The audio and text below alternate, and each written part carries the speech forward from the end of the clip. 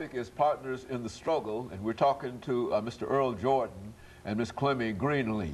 And of course, Mr. Jordan, I think we promised that during the final segment, we would give you an opportunity to talk about some of the real problems dealing with drugs and gangs within these communities that, in many instances, prompt all of this gun violence that we're talking about. Let's talk about it from that perspective. That's basically it. You know, I think that here in Nashville, we're getting a population there of gangs here in Nashville, and the drug activity that leads with some of these young men who are affiliated with gangs, I figured it's causing a lot of the murders and gun violence that's going on. We must talk to the young black males. It's going to take myself, Ms. Clemmy, and yourself to say, hey, you know, go to these young men who are in the schools that may be troubled, to say, hey, you know what, put these guns down, put these dope packs down. You know, the only for sure life that you're gonna lead when you're on the streets is your death. Basically, that's what's gonna happen. That is what I see. You know, I work in the school system here in Nashville. Some of our children who are in the schools are affiliated with gangs. And I asked them, I said, will these gangs love you when you're incarcerated? Okay. Will these gangs love you or help out your moms when, you know, she may need some food on her table or what have you? You know, don't get caught up in this gang mentality, because what it's doing right now is taking a lot of lives. And when you have violence, you have drugs or what have you, you're gonna have death. That's gonna be the final analysis with all of this.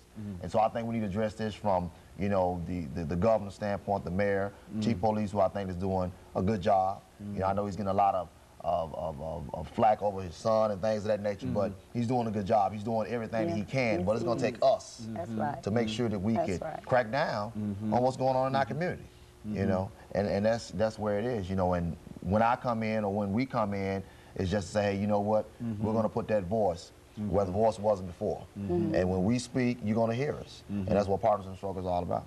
Well, you know, you mentioned the fact of gangs in Nashville. Now, did not the police department say that there are no gangs and there's no gang activity or no gangs in Nashville? That these are, I mean, and I say that because it seems that you're working within the area, whatever, and you have done it, and you believe that we've got a lot of gangs in Nashville that are acting in concerted efforts to do what gangs do. If they stated that, then I don't know, because I've seen several situations where they say it may have been a gang situation. So maybe they did, maybe they didn't. I know for a fact these are what my kids talk about, the Bloods and the Crips. You know, that's not something that you learn on Sesame Street. These are, you know, the rags and the whole nine. I mean, you know, and this is what our children think that life is supposed to be about, a rag that represents, you know, blood of the Crips. And I'm looking at my life right now and saying, when I was growing up in the 70s, you know, I was able to go outside and play and have a good time. Now, if you go outside and play with today's society, knowing there may be a gang situation, that's another life taken with this stray bullet that they call. And it shouldn't be that way. It shouldn't be that way. My kids ought to be able to come outside, my son and my daughter ought to be out and be able to come outside and play without worrying about a stray bullet coming from somebody else, and then the media excuse me by saying, well, they were at the wrong place at the wrong time. That's a misprint. If my children are in the confines of their home, they're at the right place. These young men who are out here taking the lives of our loved ones are in the wrong place. They shouldn't be there. They shouldn't be out there with guns and pulling the triggers and taking lives. That's right. And that's the bottom line. Well, now quite a bit of this activity, not quite a bit, because I think that there's gang violence and murders and et cetera all over the city. But the newspapers seem to have sort of singled out public housing as the place of focus, because a large number of these murders have been committed in public housing. But we're talking about less than, according to the less than 5,000 folks. Is that what we're talking about? We're talking because, well, now, in other words, 5,000 folks in a real sense are held hostage by these gangs and this kind of activity. Violence is going to come everywhere. Not just who would think that something would transpire on the campus of Tennessee State University, Dr. Haney. We never thought that. But these were young men who was out to get somebody that night.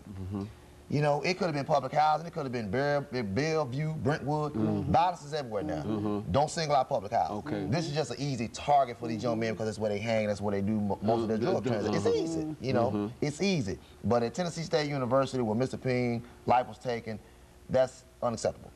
So it's not just in public housing, and I don't want that to be the key.